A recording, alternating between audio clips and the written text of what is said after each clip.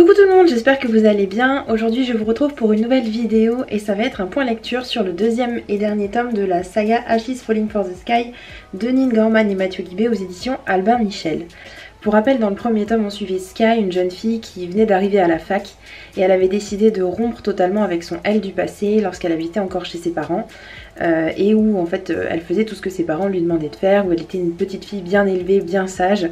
Elle décide de prendre son futur en main et de devenir quelqu'un d'autre et essayer de faire des choses un petit peu plus interdites, si on peut appeler ça comme ça, et notamment de fréquenter Ash, qui est connu pour être un garçon à problème, un garçon qui en fait qu'à sa tête, qui fait un peu les règles qu'il veut et qui notamment couche un peu avec toutes les filles qui l'intéressent sans s'attacher à aucune, sans jamais avoir d'histoire sérieuse.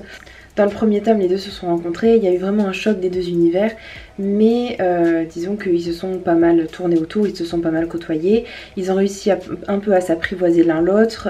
Sky a réussi un peu à faire sortir Ash de cette spirale un peu infernale où il était constamment en train de broyer du noir. Il n'avait aucun but dans la vie, il savait pas ce qu'il allait faire. Il n'avait pas envie non plus de se poser de questions, il avait l'impression de vraiment ne servir à rien en fait et que sa vie ne valait rien. Donc voilà, Sky était un peu là pour donner un petit peu d'espoir dans cette vie qu'il avait. Et à la fin du premier tome, les deux se sont séparés et du coup on se retrouve dans le deuxième tome avec d'un côté Sky qui est restée à Bloomington, là où elle était pour faire ses études, et Ash qui est partie, qui a suivi une de ses amies avec son fils, donc avec le fils de cette fille, à New York. Donc ils sont carrément à deux endroits totalement différents des États-Unis et ils n'ont pas prévu de se revoir, mais bien entendu ils vont se revoir, sinon ça ne servira à rien de faire une suite. Alors que les choses commençaient à peu près à bien aller dans le premier tome, dans ce deuxième tome, voilà, ils revivent chacun de leur côté et ils se sont pas forcément quittés en très bons termes. Et du coup, on revoit que Ash, il se sent de plus en plus mal, on voit qu'il a beaucoup de culpabilité par rapport à certaines choses de son passé que je vais pas dévoiler, sinon ce serait un peu vous spoiler, quoi, c'est pas trop le but. Mais on retrouve les personnages, ils ont pas forcément, je trouve, beaucoup évolué par rapport au premier tome parce qu'ils sont un peu redescendus, ils sont un peu rechutés dans le mood, dans la manière, enfin dans l'état qu'ils étaient avant. Mais là je trouve que les auteurs vont encore plus loin et qu'ils font vraiment en sorte que les personnages ils aient toujours des problèmes, quoi. Il y a toujours des choses qui vont survenir et qui vont faire qu'ils vont pas réussir à se voir, ils vont pas réussir à s'expliquer.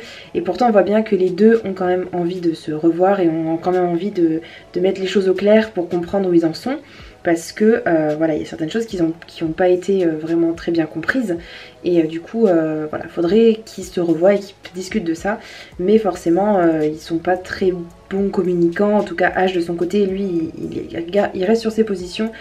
À se dire, bah non, moi je vaux rien. De toute façon, voilà, Sky m'a largué, c'est normal, c'est parce que je vaux rien, parce que ma vie est foutue, parce que je sers à rien, etc. etc.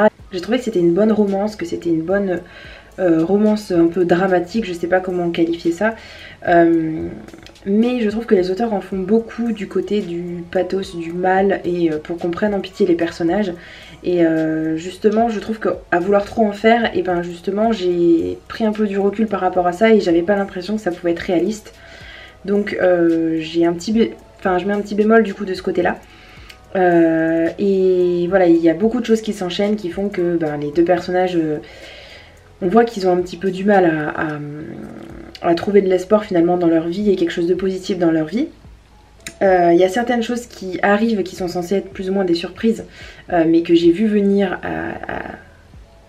à des milliers de kilomètres, et je trouvais ça un petit peu dommage, justement parce que voilà, je me suis dit, ah ben voilà, l'auteur, je suis sûre que, enfin les auteurs, je sais pas pourquoi je sens qu'il va y avoir ce truc là, parce que ça ferait bien de mettre ça à ce moment là, ça serait bien dramatique et tout, et c'était ce qui s'était passé. Et je trouve voilà que vraiment les auteurs en mettent une bonne couche. Donc si vous cherchez quelque chose qui vous foutrait un peu le moral à zéro, ben voilà, je vous conseille de lire cette petite duologie. J'ai beaucoup aimé en savoir plus sur la relation entre Ash et son meilleur ami Zach, je crois que c'est comme ça qu'il s'appelait, je sais plus. Après, voilà, j'ai pas été plus attachée que ça au personnage, ni à l'histoire, je pourrais pas vraiment dire pourquoi. Encore une fois, j'ai vraiment eu l'impression que les auteurs voulaient nous tirer des larmes, et c'était toujours « Ah non, mais je ne peux pas, pardonne-moi s'il te plaît, non, je peux pas te dire ça, j'ai envie d'être avec toi, mais je peux pas, parce que ça se trouve tu vas pas m'accepter ». Et voilà, au lieu de se dire les choses clairement, ça m'a pas touchée, j'ai pas été émue plus que ça. Il a eu de très très bons avis dessus, il y a plein de gens qui l'ont adoré, qui ont été très touchés. Moi ça n'a pas été mon cas, mais si toutefois l'histoire vous intéresse, que vous êtes adepte de romance, je pense que ça pourrait certainement vous plaire parce que j'ai pas détesté, hein, de loin de là, cette histoire. Voilà, donc si ça vous intéresse, n'hésitez pas à le lire. Et si vous l'avez lu, n'hésitez pas à me le dire aussi en commentaire. Et je vous dis à bientôt dans une prochaine vidéo. Ciao ciao!